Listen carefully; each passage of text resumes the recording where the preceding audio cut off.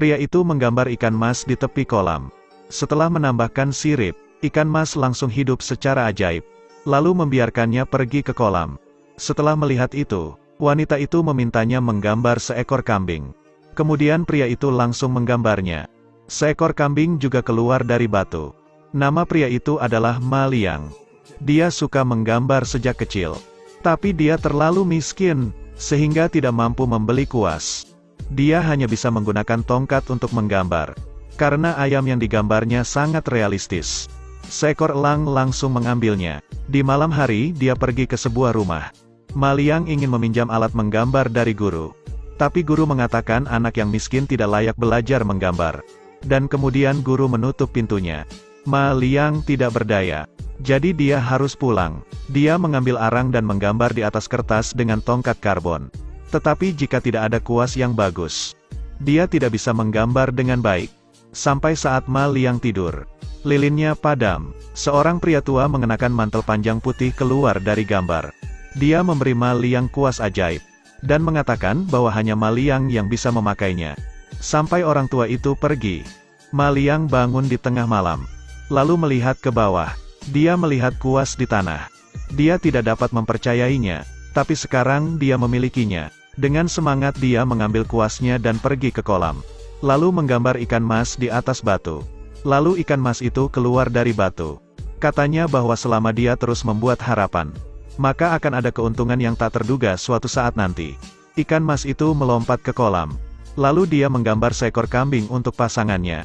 Hal ini membuat semua orang kagum. Tapi masa-masa indah itu tidak bertahan lama. Saat Ma Liang menjadi terkenal, pena ajaib harus diserahkan ke distrik Taigia. Distrik Taigia meminta pedang padanya. Tapi dia menolak untuk mematuhinya. Ketua distrik merasa frustasi. Jadi Ma Liang dimasukkan ke penjara. Ma Liang sangat kelaparan.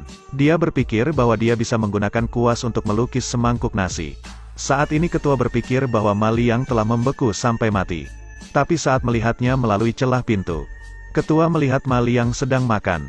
Dia segera memerintahkan bawahannya membuka pintu. Ketua harus masuk dan berbicara dengan Ma Liang. Saat mendengar suaranya di luar, Ma Liang segera mengambil kuas, lalu menggambar tangga di tanah. Sinar kuning pun terpancar dari dalam rumah. Ma Liang sudah membuat tangga kayunya. Kemudian dia mengubah jendela menjadi lubang besar. Ketika ketua menyerbu masuk, dia melihat Ma Liang sudah melarikan diri. Tapi saat akan mengejarnya, tangga kayunya tiba-tiba runtuh. Setelahnya Ma Liang meluncur di lereng bukit salju. Namun di tebing penjaga distrik Taigia telah menemukannya. Agar tidak tertangkap Ma Liang segera berlari. Para pengejar itu sudah mendekatinya. Jadi Ma Liang harus menyeberangi jembatan kayu. Ma Liang segera mengambil kuas untuk menggambar api di salju. Akhirnya jembatan kayu itu telah berhasil dibakar. Setelah itu Ma Liang menggambar seekor naga di salju. Lalu cahaya emas terpancar di sana. Seekor naga pun terbang ke langit. Kemudian dia menggambar awan di lengan bajunya. Sekarang langit menjadi papan gambarnya. Dia membuat hujan dari kuas itu. Bahkan ada petir yang menggema di sana. Di laut ada perahu yang berlayar. Manik-manik kertas terbang di langit. Di langit tidak ada tulisan. Bahkan serangkaian lukisan indah keluar di udara. Kemudian Ma Liang kembali ke rumah. Dia mencari uang dengan menjual lukisan. Ibunya bertanya kenapa dia tidak membuat mata di lukisannya. Dia mengatakan bahwa jika memiliki mata, maka gambarnya akan menjadi hidup. Tiba-tiba sekelompok tentara tiba di kota kecil ini. Mereka di sini untuk menemui seorang pria yang bisa menggambar segalanya. Sang ibu dan Ma Liang ketakutan sehingga tidak bisa berkata apa-apa. Tetapi tetesan tintanya mengenai lukisannya. Bangau di kertas itu langsung menjadi hidup dan terbang dari sana. Pada akhirnya dia diketahui oleh para tentara. Kaisar memiliki penawaran untuknya. Kaisar meminta Ma Liang untuk menghiburnya. Lalu Ma Liang menggambar capung di tangannya. Capung kecil itu langsung terbang ke arah Kaisar. Ini benar-benar sebuah kuas ajaib. Kemudian Kaisar hendak menggambar tumpukan emas perak dan permata di dinding. Tapi saat dia berpaling, perhiasan di dinding berubah menjadi seekor ular. Ular itu hendak menggigit Kaisar. Untungnya para penjaga menghentikannya tepat waktu. Kaisar harus memanfaatkan kuas ini sekali seumur hidupnya.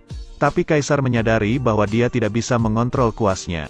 Jadi dia menyuruh Ma Liang menggambar sebuah pohon besar yang dapat membuat emas. Pohon emas pun segera dilukis. Lalu dia menggambar perahu layar untuk Kaisar. Kaisar bisa pergi ke pulau untuk mendapatkan emas. Sekarang semuanya telah menjadi kenyataan. Kaisar masuk ke lukisan dan naik perahu layar. Dia pun berterima kasih kepada Ma Liang. Dia melukis sebuah gelombang di sana. Tapi dia tidak merasa puas. Lalu menggambar badai dan hujan besar. Menurutnya ini akan lebih menarik. Ma Liang menggambarnya satu persatu. Ketika cahayanya menghilang, Kaisar melompat ke pulau dengan pohon emas. Meskipun dia mendapatkan semua emas ini, tapi saat Kaisar ingin kembali ke dunia nyata, Ma Liang berkata bahwa dia hanya bisa membantunya masuk, dan tidak bisa mengeluarkannya lagi. Setelah itu Ma Liang hendak membuang kuas itu. Dan Kaisar terjebak selamanya di pulau itu. Ini adalah harga yang harus dibayar untuk keserakahannya. Cerita pun berakhir. Terus ikuti Edelweiss Review untuk mendapatkan update cuplikan film berikutnya.